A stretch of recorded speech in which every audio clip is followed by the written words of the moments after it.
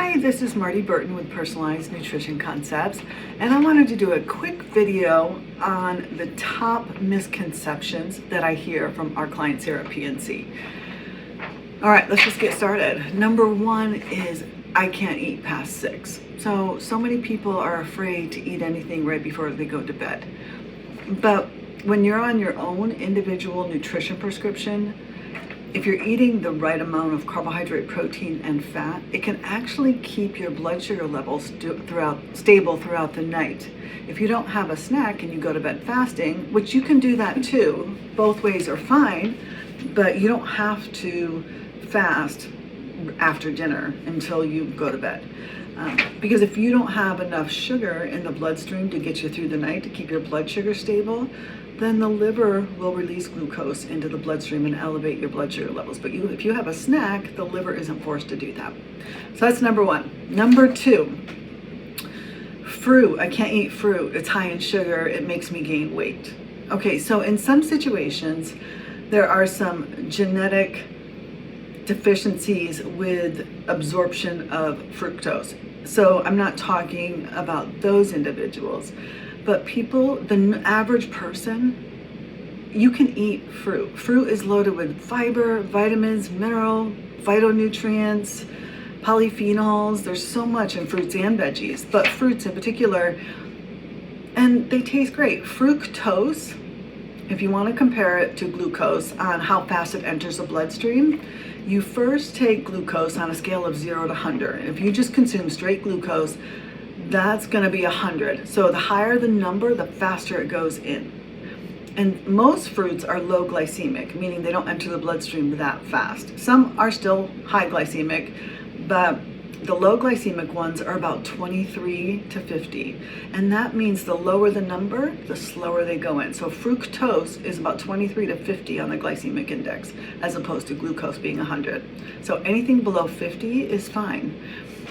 Plus what you combine it with matters too. That can slow the absorption. So combining it with fiber, protein, and fat can slow the absorption of those carbohydrates into the bloodstream. In addition, your brain doesn't know the difference between broccoli, banana, or bread. It just sees, by the time it enters the bloodstream, the brain just sees glucose units, how many, and how fast did they enter the bloodstream. So with your PNC program, all of that's been controlled for you, so you don't have to worry about it. We give you the right amount, and you need carbohydrates for so many reasons, and I'll do a different video on that, but it's a very important macronutrient for a reason. It's a major macronutrient for a reason. There are times to take carbohydrate out of the diet, but more often than not, most people need them.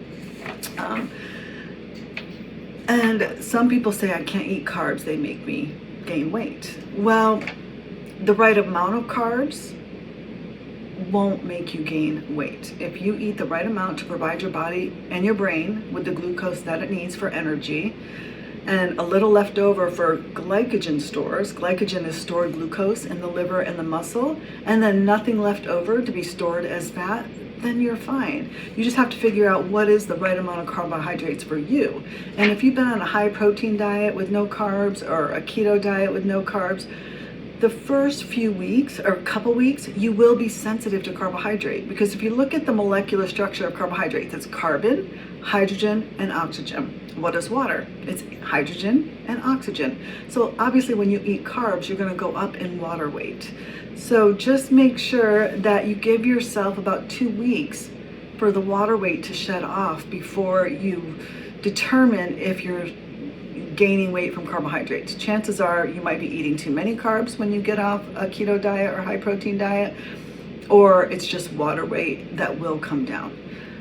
But transitioning you back into a normal carbohydrate amount is going to be really important for long-term longevity and vitality. The other one is which alcohol is best for me to consume when I'm trying to lose weight. A lot of people say, should I have vodka and water? Should I have a glass of champagne? Or should I have a glass of wine? What is the best for me to choose? Obviously, a glass of champagne is going to have less calories than a glass of wine, but it's not really about the calories when it comes to alcohol and your inability to lose body fat. It's the way that metabolism, or ethanol, is metabolized. So ethanol goes to the liver and it breaks down into two poisonous byproducts. So those poisonous byproducts take top priority. And anything you eat after consuming alcohol, any macronutrient, carbohydrate, protein, fat, just gets put into storage. The brain doesn't want to deal with it. It's very low priority, and cleaning up the liver takes top priority. So when you're consuming alcohol, you halt your ability to lose body fat by 75%. And it can take up to 3 days for the liver to clear. So it's, yes, a small part of it is calories, but mostly it's how ethanol is metabolized that you really want to pay attention to that. And then lastly, can I save my snack and combine it with my lunch? So just taking snack macronutrients and combining it all with lunch. So when you're trying to lose body fat, you want to create fuel efficiency every time you eat. And what that means is having enough carbohydrate, protein, and fat to meet the demands of cellular activity, but still a deficit so that your brain has to call on your fat stores for more energy at that time. So the brain doesn't reconcile at 9 p.m. saying, okay, we've eaten this much and we've expended this much, well, how much do we have left over? It deals with the fuel at the time that you're consuming it. So if you didn't have anything for breakfast and then you overate at lunch, your brain still does not need all of that energy at that time. So since you've slowed your basal metabolic rate down, it'll just very efficiently put it into fat storage. So I hope that clears up some of the misconceptions for you. Again, if you have more questions, give us a call here at Personalized Nutrition Concepts, and hope you're enjoying the new year.